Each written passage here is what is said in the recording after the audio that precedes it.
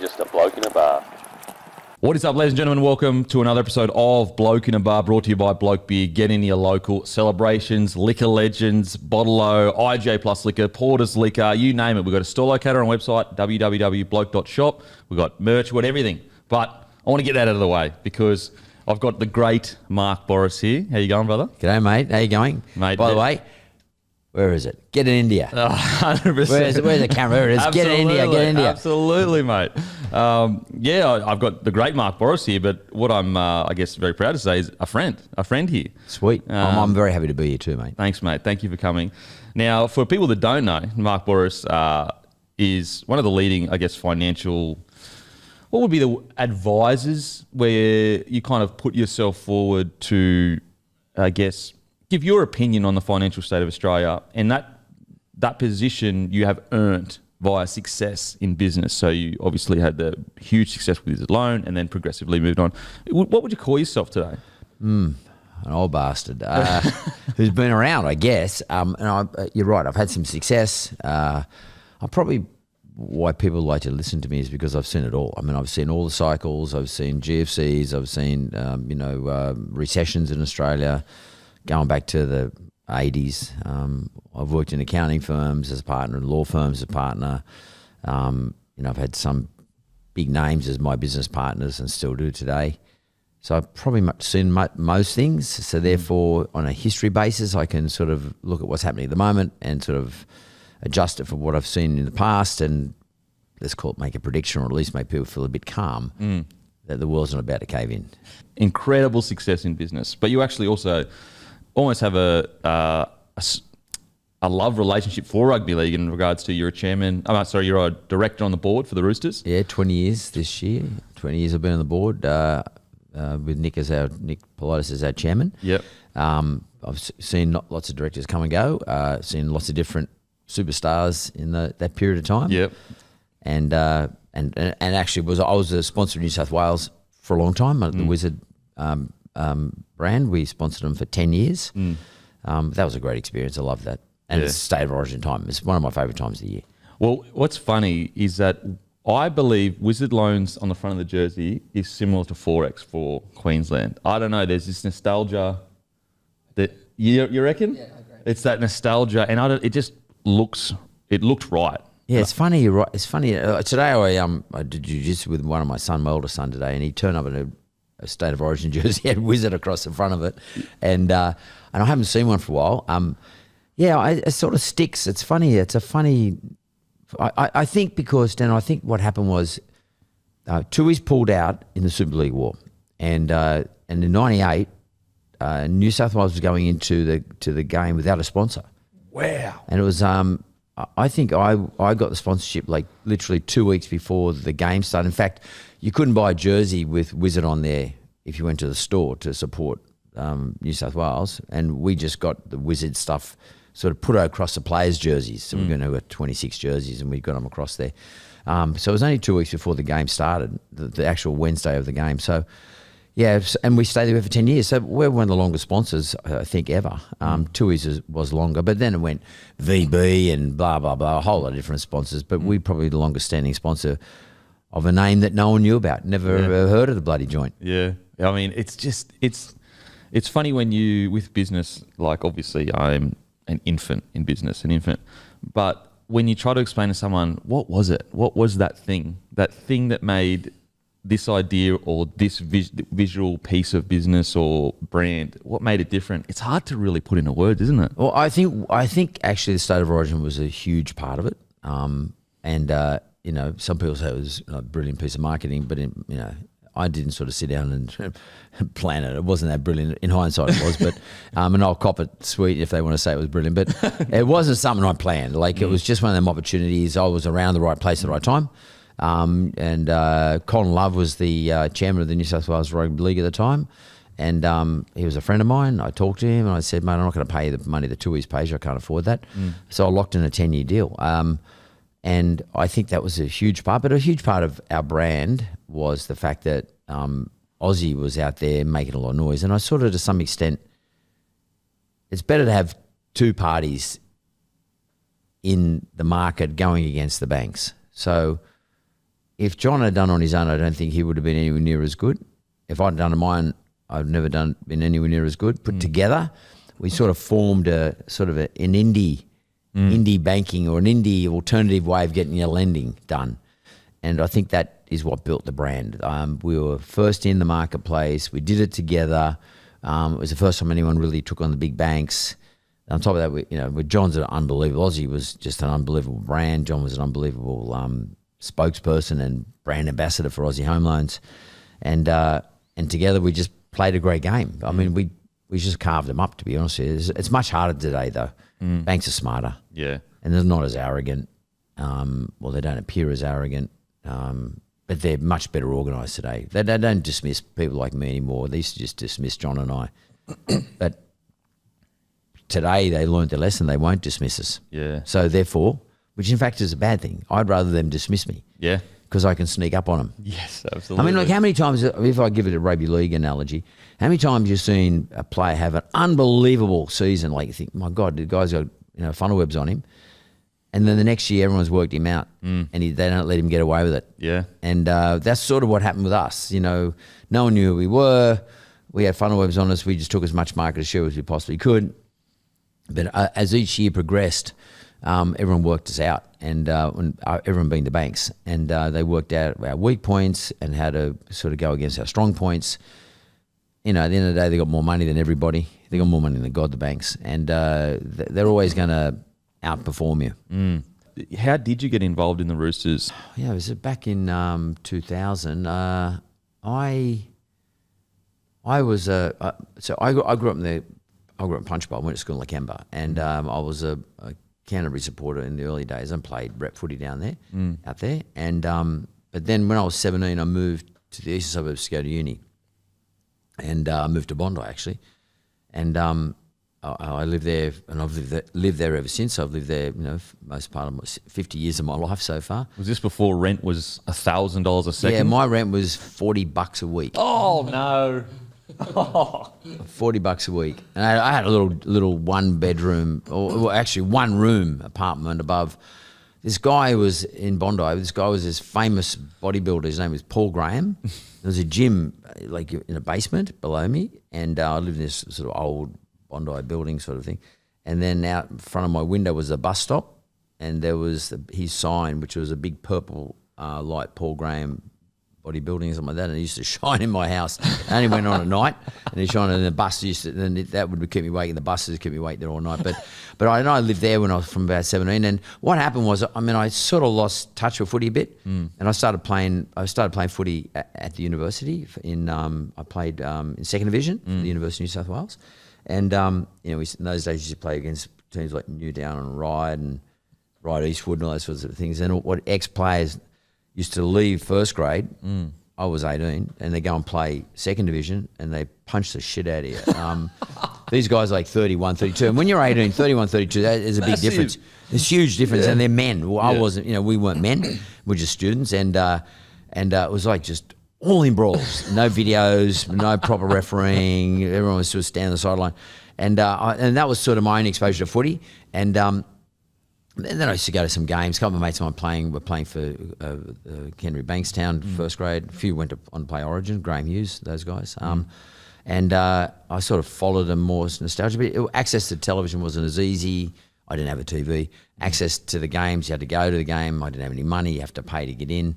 So it wasn't like now where you can bloody watch on whatever K or whatever you got, and just your device for that matter. But so then I just sort of faded away from it a little bit, and then the Super League War started, and that I didn't like that part.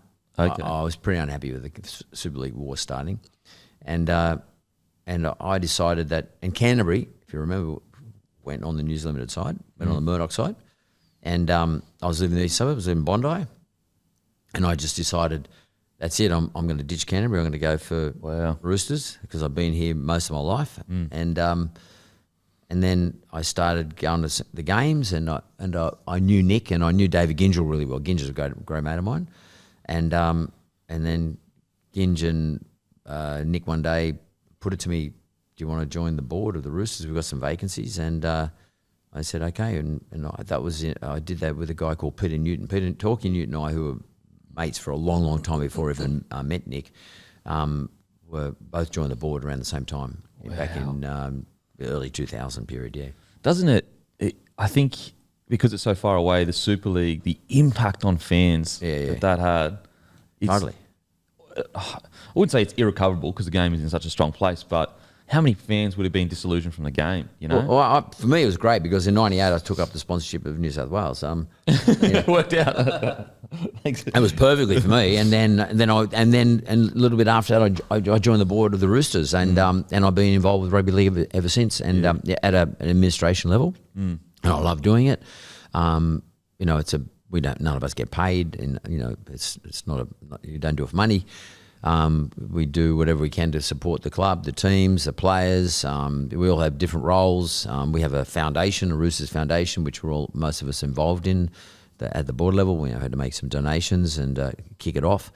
You know, we're seeing young kids come through the academy.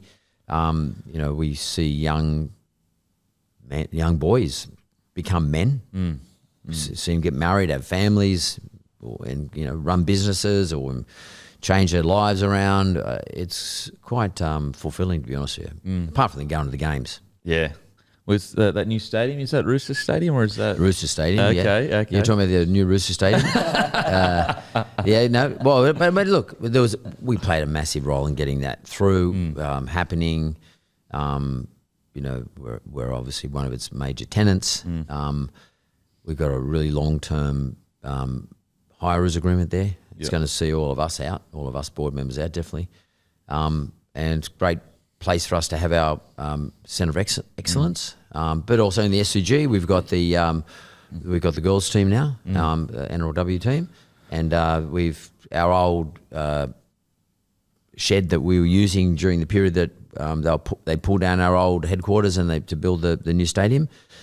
We had a shed, and we've decked it out. It's a really good shed. It's not a shed; it's a proper demountable with gyms and mats and everything inside, and administration office upstairs. That's now for the women, and now we have a lot to do with the women, and we're really proud of where the women are going. Take us back to, obviously, young fella went to uni, but I want to know the story of the creation of Wizard Loans, and how did you get to the point where you thought? Because me being in my early journey, only let's say 5 years in business, it's almost as if I knew what I'd have to go through now, I probably would have been too scared. Yeah. And so the naivety got me across the line to start it, and now I'm in it. But what was the initial point for you with Wizard Loan? Well, the Wizard business came about when I was in my late 30s. What happened was that, early 40s, what happened was I was doing property development, house land packages with my business partner down the Southern Highlands. And we bought an old school site from the government, state government. And there was no school there. It was just a site they were going to put a school on and access to the needs. So they put up for auction and we bought it. But we bought it subject to getting approval to build houses on it. And those things take a year or so. And when we got the approval to build the houses, we had to settle, and we'd only pay 10% deposit, and we had to come up with 90%. And normally what happened was in those days is in regional areas, which we did a lot of stuff in regional areas, we would borrow the money from what was called in those days the Rural Bank of New South Wales. And Nick Whitlam became the chairman of that bank and changed the name to State Bank of New South Wales.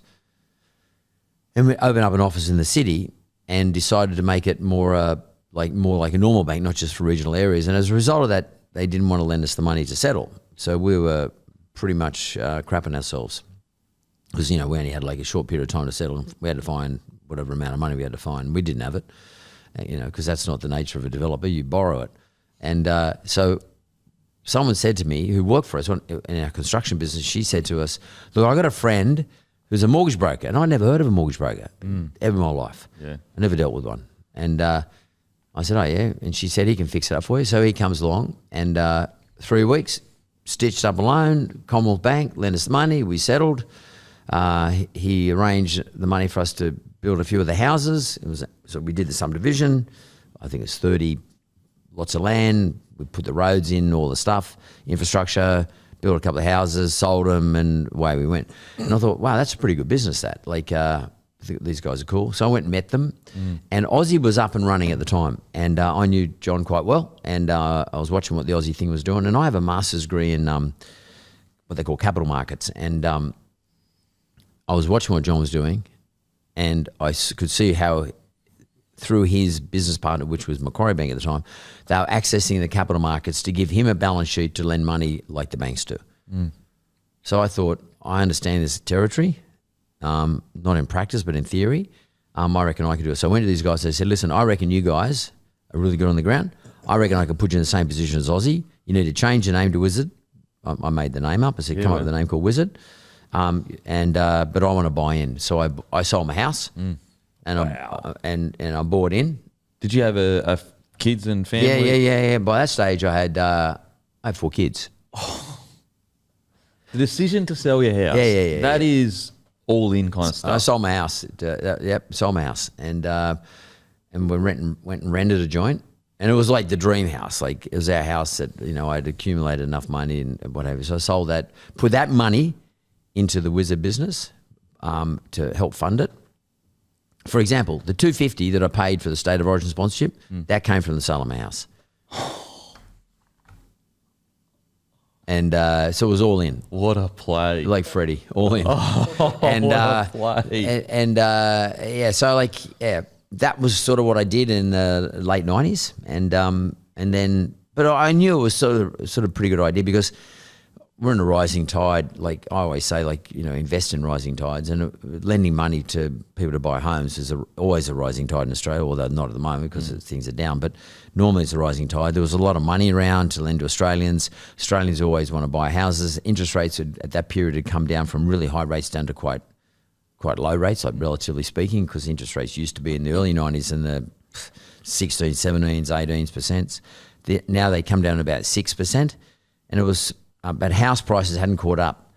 So you had a low interest rate environment, lower interest rate environment, but house prices hadn't adjusted upwards. Okay. So I knew that was the right time. So I basically had a bet. Yeah. And had a wife who understood, had to keep placating the family, making sure everybody was okay. and then I was lucky. Kerry Packer came along, and he didn't come along, but he was interested in the sector. He also saw this as a rising tide, and thought he wanted to invest in something that was already established. And so was it? You make it sound like put the money in, it happened. It wasn't that easy. Was there any times of genuine struggle of like, are we going to pay payroll? Are we going to make this? Our cash flows terrible at the moment? Was there any moments like that? Literally every day.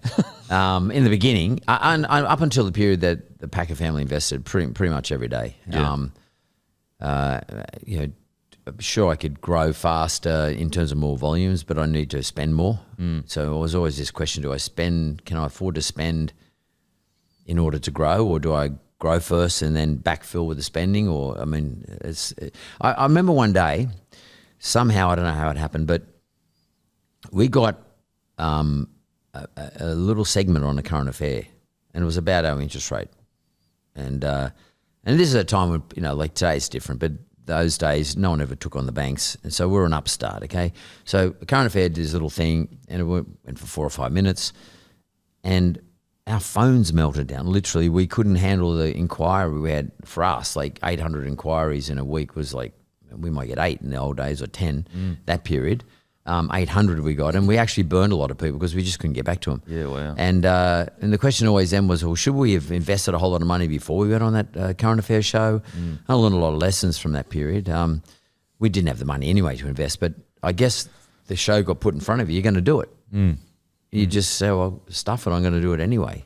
And that old spray technique, it works. And you'll get someone. Yeah. And we made a lot of mistakes, mate, like so many, which you probably wouldn't get away with today, but we made a lot of mistakes.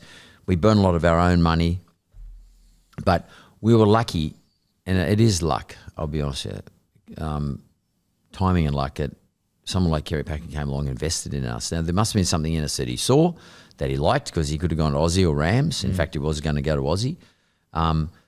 Maybe we were cheaper, perhaps. maybe he saw something in the name, like you said earlier. He just might have thought that's a bloody good name. I remember James thought it was a great name, James Packer. I personally love the name. It's a great name. Yeah. It still is a good name, by the way. Yeah. And actually, today the name's owned by CBA. Oh, really? So when Aussie and CBA bought the old Wizard business from GE back in just during the GFC, they closed the name down. And what I mean by that is they changed all the Wizard branches to become Aussie branches, but they mothballed the name. And when CBA sold Aussie a couple of years ago to a mob called Lendy, CBA is still a big shareholder in that whole group. They still didn't sell the Wizard name. They kept it. Yeah, wow. It's probably not because they want to use it, but they just don't want to release that name for anyone else to use it because they know it's a good name. Absolutely. I've tried to buy it back a few times, but to no avail. I love the name. I can't tell you what it is about the name that is so indented into mine and other people's memories. I just don't know. I love the fact that just a person like me that isn't as educated in finances, yourself and the people you work with, for me, it's like I want it to just be magic. I don't know what's going on. Just tell me what needs to happen, and I can take care of it. And that's what I love, the connection between Wizard and... Yeah, and I also have sporting connections. And, because, we have, if you remember Wizard, who played for the Roosters, the halfback, the New Zealander, who played for us, Gary, his second name has lost me. I remember just remembering him as Wiz.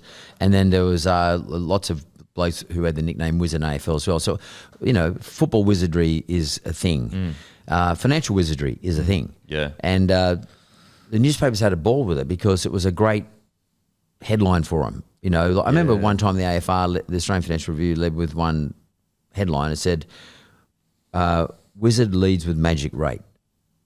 You're just playing into their titles. Yeah. And they really like that because that helps them sell papers. Yeah. I didn't know that at the time when I picked the name, but that's just how it rolled out. Yeah, wow. Yeah, I mean, it's as we said earlier, like there's this intangible thing that if you tried to measure it and explain it, but it just all seemed to come together and just work sometimes perfectly. they work. Like Virgin is a good example. Like perfect example.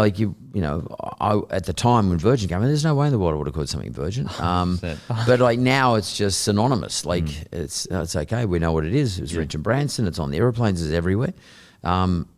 It's just another word. It's just one of those words that works. And Wizard was just one of those words that really work. And the time come to, well, not the time come to sell, but Pack comes in. I've had a little bit of experience in, you're raising capital and that, and you probably were, not probably, you're definitely way more business savvy than I was when my first kind of interaction with it. But for me, it's a very nervous time, a very paranoid time, but at the same time exciting. It is a strange feeling. What was it like for yourself and Pack? It's stressful in lots of different ways, good stress and bad stress. If you're talking about the time when we sold to General Electric, or indeed the time when I got someone to come in as an investor, which was Packer, those periods are extraordinarily stressful because on one hand you really want it to happen for all the right reasons because it's going to help you expand your business, grow your business, etc., and or you're selling the business because you're exiting. But on the other hand, you don't want to give in because you have views on what your thing is. You become emotional. You love your business. Yeah. It defines you. Yeah. It's who you are. Absolutely. And as a result of that, you become. It's nearly like it becomes a pet. Yeah. And as a result of that, the value of it becomes extremely important to you. Therefore, if you feel as though someone's trying to screw with you on the value, you get a bit weird. And what you got to do is you've got to remove yourself from that position at the end of the day and just take the view, well, if I think it's a good idea to have someone like Channel 9 involved in my business, then maybe I've got to cop it sweet, the price they're prepared to pay if it's not equal to the price I want. And just bring them in and then together we'll make it worth much more. Yeah. And when it comes to selling, well, if you decide you want to exit for whatever the reasons are, then the price is the price. And you can try your best to get a little bit more, but you run the risk trying to get a bit more that you blow the whole deal up. Yeah. And these big investors, especially these big hedge funds or massive investors like General Electric was and is, they got choices. and never underestimate them about their choices. Yeah. And they'll say, well, that's the price, we'll walk. And if they say you're going to walk, I don't think you should call their bluff. Okay. If you're really deep in the deal, Yeah. I don't think you should call their bluff. If it's close enough to the price you think you want, Yeah. then cop it. Just cop it and just go. Yeah, because if you think, I'll get 10% more from someone else, there's an old story in Greek tradition. It's about a ski lucky dog. He's walking up the bridge, a small bridge, no walls on the bridge, just like a bridge like that. He's walking along. He's got a bone in his mouth. He's very happy with himself and the bone. He's wagging his tail, and he just stops for a moment at the top of the bridge to reflect on how happy he is and how proud he is. He's got this big bone about to eat it. And as he does, he looks over the side of the bridge, and the water's dead calm and still like glass. And he sees his reflection. He sees another dog with a bone. And he thinks, they wouldn't mind having a second bone. And he goes to get it, and guess what happens? Yeah. So just be happy with what you got. Yeah. Wow. And is that the thought process? So initially when Packer came in, was it a different thought process to exiting? Not really. Yes, because I'm trying to bring someone in to invest, give me funding so I can expand the business. Yeah. The objective is different, but the thought process is not. Basically, the thought process is don't be greedy. And sometimes it's better to have 50% of a bigger business than it is to have 100% of a smaller business. Yeah. And I just took the view, Packer was, and not just him, but it's actually not even him, it's all these people and all these properties, media properties I'm talking about. We're going to make it a bigger business, a much bigger business. Yeah. And I had to back myself, and just back yourself, Mark, that you'll be able to leverage what he's offering using his funds. You'll be able to leverage yourself to turn this into something being much more valuable at the end of the day. And so, that was my mindset is probably is the same. My mindset's the same. Yep. The way I go, the reason I'm doing it is different, but my mindset the same is that you got to sometimes just take a step back, don't be too greedy, and remember what your objective is. Yeah. It's as I said, it's such a bizarre kind of situation, and you got this baby that you're creating, holding to your chest, but at the same time, But it's not your baby. It's exactly, you got to kind of it's only ever going to be mine. It has to be everyone's eventually, because that's the only way we get to I don't scale. think we can possess those things, Dan, and I think that's the issue. And I had to struggle with that, but it's not a possession. It's not something you can possess. And it's like your kids. You can't possess your kids. You've got to give them wings and teach them to fly. Yeah, that's a great point. That's about it. Yeah. And let them go their own journey. When it comes to your business, it's the same. You're just really giving it wings. I mean, you've got to, you're gonna manage it and be supervising it and et cetera. And at some stage, you've got to let it fly one way or the other. Yeah. And others going to come in. If they think you're doing a good job, they'll come in with you. Now, speaking of doing a good job, so you reportedly exit for $500 million. Yep. Well, it's a confidential agreement. I can't disclose, but that's the report. That's the report. Okay. It's close. Mate, what is when you... Because these deals take time. They don't just go... It took 7 months. Yeah. A lot of people that may not be involved in business think that, a few weeks of talking, we sign the contract. These take months and months, sometimes years. But when it was finally across the line, signed, what's that feeling like? I don't know. For me, I might be a bit different than everybody else. So I'm not a very emotional bloke. Okay, that's the first thing. So I got to say that. Some people get, and I'm not a social person at all. So I had to go to New York for when let's call it the settlement date. I was in New York. It was the beginning of December 2004. Because General Electric's headquarters are in Stamford, just outside New York, Connecticut, and I had to be on the phone at like midnight because we had to deal with Australian time as well. So I was just up really late, and I was there by myself. But I stayed in a really fancy hotel, and I'd never stayed there before. But I decided to stay in the Four Seasons Hotel in New York, which is a pretty cool hotel, and I sort of shouted myself because I knew I was about to settle. Yep. And I'm just sitting there in my room, and at like 11 o'clock or something like that at night, I had to go to these offices uptown New York somewhere. I got a taxi, went there, arrived. They opened the office up. It was like obviously everyone had gone home. There was just some people there to do the settlement with me, lawyers and agents, settlement agents, etc. And I was in a sort of a vault type thing and did the deal.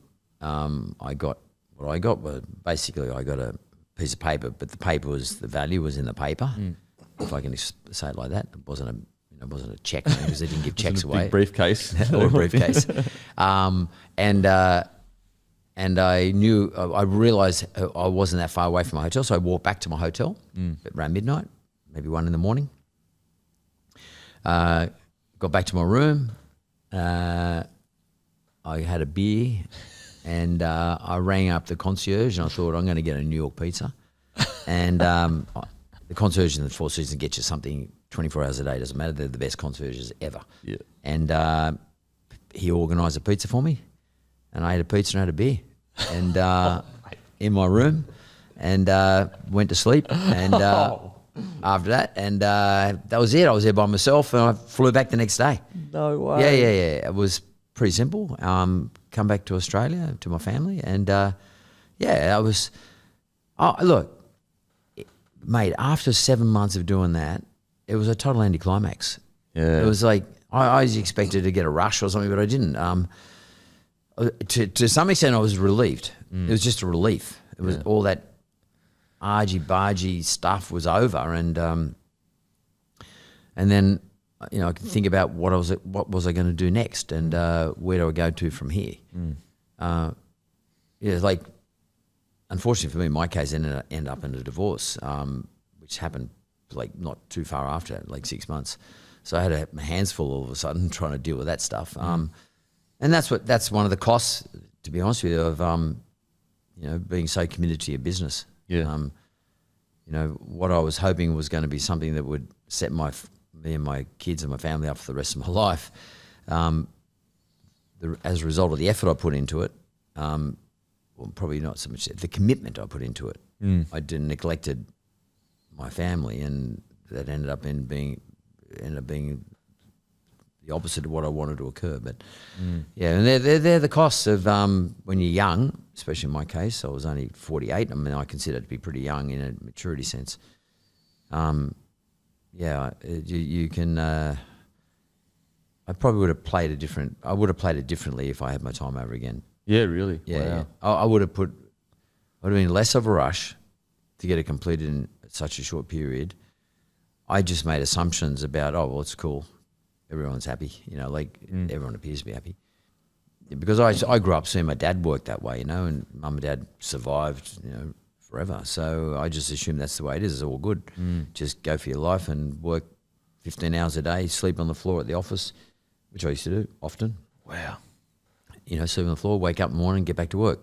It wasn't, I wasn't doing the Elon Musk thing, sleeping 5 hours. I was sleeping 6-7 hours on the floor. I had a pillow in there, sleeping on the floor under the desk, and go back to work.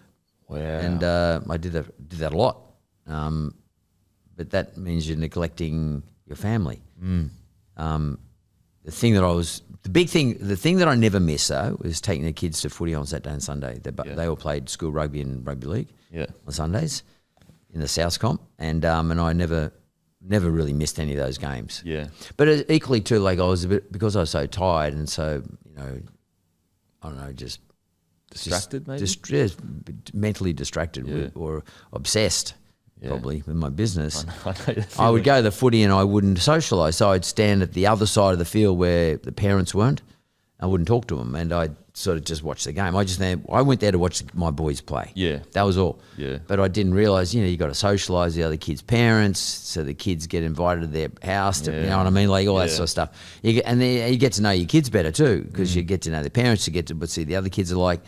So I wasn't great at that sort of stuff during that period, to be honest with you. And that was, a pretty significant part of my life. And certainly a significant part of my son's life, my boy's life, as they were growing up. And what's interesting now is I see my second eldest boy, he's got a son, George, who's 5 at school.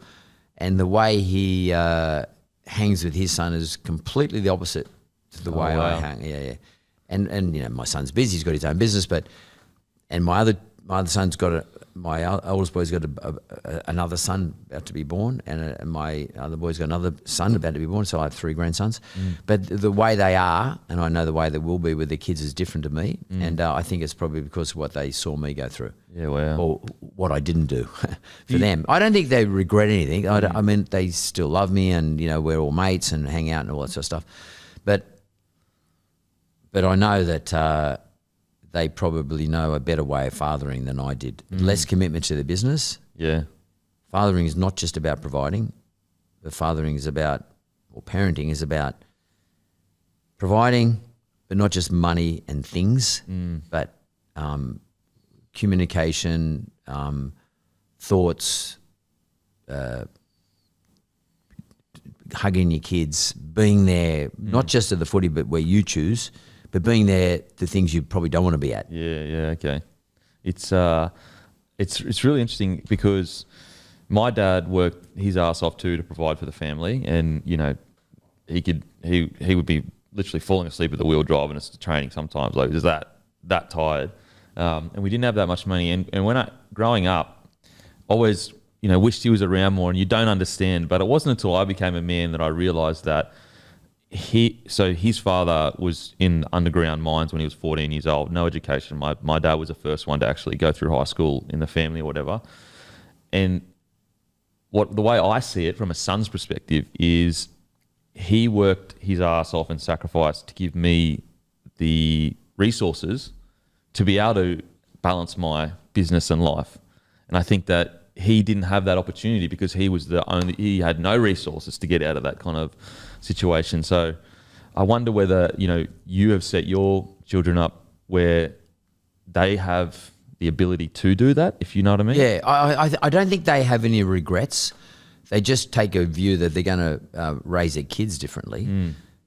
But what they missed out on was having a stable mum and dad all through their lives. So, you know, like as a result of getting divorced, you know, then you got to go from mum to dad and dad to mum and all that shit. Yeah. And, you know, that's not perfect. So my gut feeling is they'll probably have much better long-lasting, long-standing relationships, which their kids can see. Because I just think there's nothing. I reckon the ideal situation, like at the top of 10 out of 10, is having mum and dad happy at home. Yeah. With the kids growing up, especially when they're little. You know, like being going to a loving dad and a loving mum, like on different weeks, if the parents are separated or not together, that's an 8 out of 10. It's not a 1, it's an 8.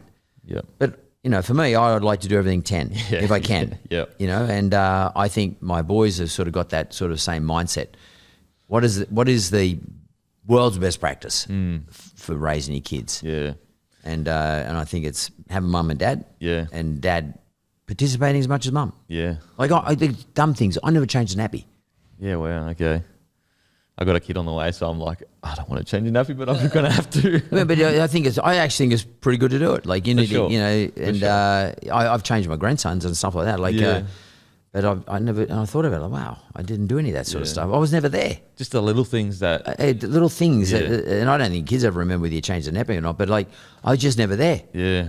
My older son changed more of his brother's nappies than I did. Yeah, wow. Just working that hard. Yeah, well, literally, mate, I would sleep in the office, or I would come, if I did get home, it was 10, 11 o'clock at night. I would just eat shit, like whatever was available. You know, weekends I'd be back in the office. Too much. Yeah, it was actually too much. But I'm an intense sort of dude. I was, not so much these days, but I was obsessed, intense, had a goal, a vision, you know, and I also had Kerry Packer. Like, you know, he was on my back. Like, you know, you got to do this, son. What about this? And I thought, oh, shit, okay, I'm going to do it. It's probably like playing for Wayne Bennett, you know, like you got to go there and just do everything, give it all. Yeah, absolutely. Now, quickly, before we let you go, because we're nearly running out of time, Celebrity Apprentice. How did that come out? Because that's where I personally first saw you all those years ago. Just how did that come about? Well, because a mate of mine who's actually on the board of the Roosters, Mark Bouris, he was not at the time, but Fenno started or founded a business called Fremantle Media in Australia. Now, Fremantle Media is a global business, and Fremantle Media all around the world does the Apprentice series, and I think at the time it was in 25 countries. Okay, so they have Apprentice shows in 25 different countries, and Australia wanted to do it, and Fano knew I wasn't doing it at the time. This is in 2009, and he said, "Mate, you interested in?" I just set up Yellow Brick Road actually, but I wasn't really that busy, and he said, "You want to have a crack at a TV show called The Apprentice, which Donald Trump does?" And I said, "Mate, I don't know about TV. I've never been on TV." And I said, "I don't know the show. I've never watched it." And he said, "Look, here's a DVD. Go and watch it. Tell me." I watched about half, and I thought, oh, well, whatever. I sort of get the idea of it. Didn't really like the way Trump sort of told people they're fired, and he was bullied them around the joint a fair bit. And he came and said, "What do you think?" I said, "Oh, yeah, I may have a crack." He said, "Well, we'll do a pilot. Not a pilot. We're going to get a screen test." Yeah. And he said, "We'll get 6 actors in, 3 girls, 3 boys. You sit across the other side of the table. We'll get some cameras, and you can just sort of interview them effectively, they're going to end up working for you, the winner." Mm. And I said, "Okay." So we did that, and we hired out boardroom. I reckon about 2 months later, they said to me, "Look, this is like in June. We're going to start filming in July." I went, "What?" They said, "We're going to start filming in July. It takes 10 weeks.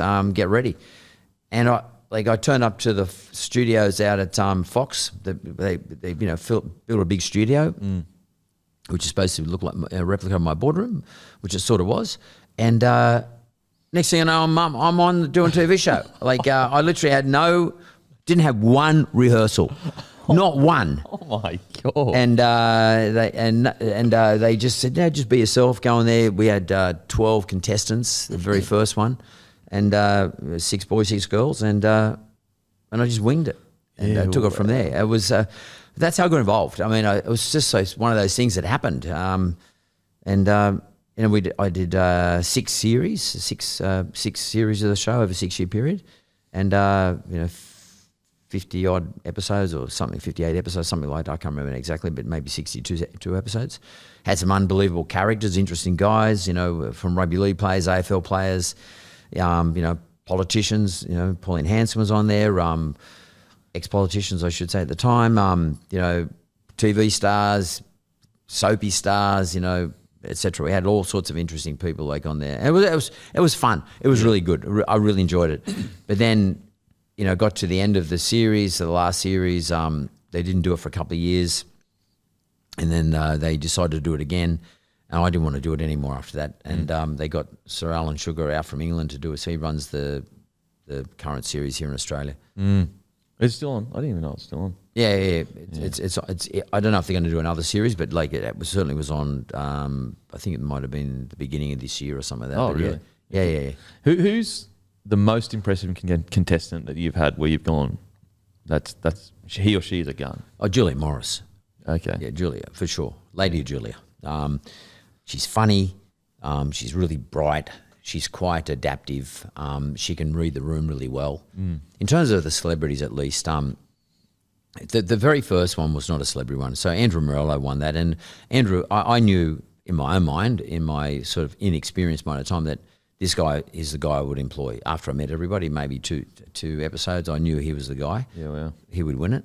And his big personality, just fantastic what he did, funny, just a big personality. But you'd have him in your business, okay? And he worked for me for 10 years. So the deal was you had to employ him. So I employed him for 10 years. 10 years. Yeah, he left after 10 years to run his own. He's got another business he runs now. But in terms of the celebrities, I think Julia was by far the best. And in terms of television, because I got pretty experienced at hosting a TV show by then. Yeah. And in terms of television, you're always looking for people to give you fillers because the show can sort of hit a dead spot. Yeah. And someone like Julia, she worked that out in a second, and she'd give you something funny or something quippy or fast response. She always had lots of energy in everything she did. Like her energy levels would lift the show if it was going a little bit down, and she knew to do it. Yeah, wow. Just instinctively, she knew to do it. Yeah. And but then on top of that, all the other contestants really liked her, so she was a good leader. Yeah. But as I said earlier, she's good at reader. She read me, so that's important. Because they're trying to get. At the end of the day, they're supposed to come and work for me. And so they're going to impress me. Yeah. It's like one big interview. And she was able to assess me, and I don't give her much. So her assessment of me was pretty good. Like I can tell you now, Daniel, they don't get 1 minute, not even 20 seconds with me. Wow. Outside of the show. So my room, my studio room is a long way away from theirs. Yeah. When I'm coming out of my studio to go into say the boardroom, the security and everything clear the area so that no one's allowed to see me. They're not even allowed to see me. Wow. And I stand behind a sort of wall, and I've got to come in when they're all set up like school students, basically sitting across the table. So they're not allowed to talk to me. Yeah. They don't have my number. They can't ring me. They can't ask to talk to me after. When I finish with them, they go, then I go, and I go my direction. They go their direction. So therefore they do that because it's really hard. It making it really hard for them to suss me out. Yeah. Because they're all trying to work out how to get close to me, so that I'll choose them, or I won't fire them. And so they can't play the games with me. So they start to play the games with each other. Yeah. So they try to set each other up, and they form little groups and try and team someone out. Yeah, wow. And my game is to try and work them out. And the smart ones don't let you work them out. Like Julia comes across as the comedian, fun, loving, blah blah blah, but equally she's very strategic in the nicest possible way. So for me, she's the absolute standard. And look at her. Look, she's kicked a goal. She's on her own TV show now. She's been to it for a long, long time. I'm a celebrity, get me out of here. And she's done brilliantly. And what's funny? Like when she came to Australia, she was on the bones of her ass. She wouldn't mind me saying, like, she was in US trying to make it in the US as an Australian comedian. She did okay, but she was doing it tough. She had to come back to Australia and reinvent herself, which is why people come on the show. And made all to her. But she reinvented herself and actually killed it from that point on. Yeah, wow. Had her own radio show. She's killed it. Mate, I honestly got so much more to ask you, but you've got to time's up. Passed up. But first, I just wanted to say massive congratulations on your Order of Australia for significant service to finance industry. That's incredible. Thank you. That is amazing. So I didn't know that. I thought I knew kind of the whole thing, but what was that like to receive? Because that's like your country to give. That's an honour. Yeah, that was pretty cool. I think it was, for me, I respect it. But for me, the best part of it was that I got to take my mum and dad to Government House in Botanical Gardens, like a big castle type thing, and the Governor General's there, or the Governor's there, and mum and dad got to sit through, feeling proud as punch of their son receiving an Australian medal, and particularly given they're migrants, like that's a big deal. And all suited up, they were all dressed up, and then they got to meet some important people outside, and I think the two big things for me in my life where I felt most happy, as opposed to the day I received a check. I was relieved on the day I received the thing from GE. But the two things in my life, apart from my kids, but that made me feel most fulfilled and probably pleased with myself, was that day when I received the Order of Australia medal and my mum and dad were there, because I felt happy that mum and dad were there to see it. Yeah. It made them so proud of their son. And the other time that I feel similar was when I got awarded a doctorate of business from University of New South Wales. And mum and dad were invited back to a special room where the Chancellor, Vice Chancellor got to talk to my parents, and my parents uneducated. So for their son to receive a doctorate, from the Vice Chancellor, and for my parents to be invited along with me back to the room where the Vice Chancellor was with, there's only like 6 people in the room, was a big deal, especially for my mum, who was hell-bent on me being educated and not being like her and dad. Yeah, she dragged me to university. She enrolled me at the university. I didn't want to go to university. Wow. I wanted to become a brickie. I wanted to stay in the Canterbury Bankstown district. I wanted to play footy. I wanted to just finish SG ball. I wanted to go on the Jersey Flag. I wanted to go train with all my mates and play for the Bulldogs, what they were called the Berries in those days, and be a brickie and just work outdoors. and be finished at 3 o'clock and go to train at Belmore. That was my life. That was, my mother said, no, you're not doing that. You're going to enroll. I'm going to enroll in the University of New South Wales, and this is what you're going to do. And which she did, and because she decided she wanted me to be educated. I didn't understand the importance of it at the time. But to see her son receive that award from the university 40-odd years later, or something like that, you know, and I remember when I got my master's degree, I didn't even bother to go to the ceremony. Wow. And my mother was like so unhappy. She was heartbroken that I didn't go to the graduation. And when I got this thing from that, I made sure I invited them, and they sat there, and then they got invited by the vice chancellor. That was the biggest deal in my life. And, you know, I feel, my mum has passed away since, but I feel so happy for her to have experienced that thing in her life. Oh, mate. Because, mate, like, my mum has come from a musical family. They're all musicians, okay? And my mother wanted me to be a musician, and she made me play piano. Like, so I learned piano from a very young age, but I won't say I hated it, but I wasn't any good at it. Like, I could do it. I could read music, blah, blah, blah, play all the music, classical music. You know, I played it right up until, you know, the 6th grade of piano, which is quite high. But I let it down because the moment I've finished HSC, I gave it away. I never touched the piano again. Wow. And she was hoping I might be sitting there playing the piano and she'd come around the house. I don't know. And I never played the piano again. I play around with it now. I got a piano, but I play around now. But yeah, so I sometimes I felt like I was disappointed that I didn't invite her to my graduation, my master's degree. So that was such a big deal for me. And I finally matured, and I finally worked out what was important to my parents.